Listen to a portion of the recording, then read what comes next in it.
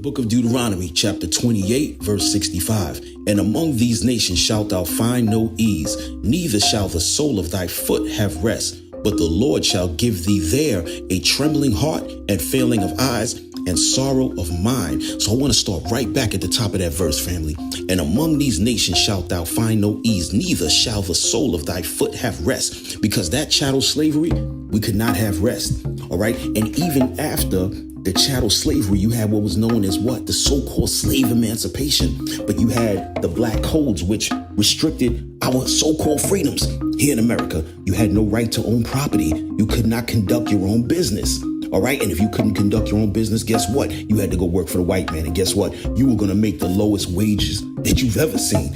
OK, you couldn't buy land. You couldn't even lease a piece of land. All right. If you did not have a job that the so-called white man deemed a proper job, guess what? He would arrest you for vagrancy and make you serve involuntary labor, which in fact turned into what's today the prison industrial complex, where our people get arrested for the same crime as a white man and do double the time. You have Jim Crow, which was the segregational laws, which was supposed to be separate but equal, but it was to only ensure that Israel was anything but equal. All right, we were disadvantaged in every financial, social, educational, and housing aspect. All right, when you go back to verse 65, but the Lord shall give thee there a trembling of heart and failing of eyes and a sorrow of mind. Because what? Now you have police terror. You're scared to death of the police.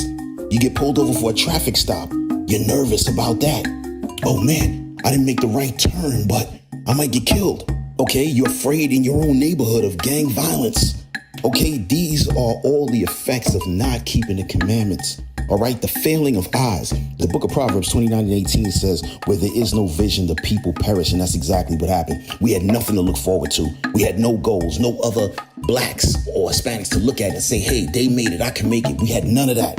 So guess what? We had that sorrow of mind, depression, that hopelessness. All right, because our people were destroyed because of the lack of the knowledge of themselves and not knowing that we had to come back to the laws of God in the faith of Christ. And with that, say shalom.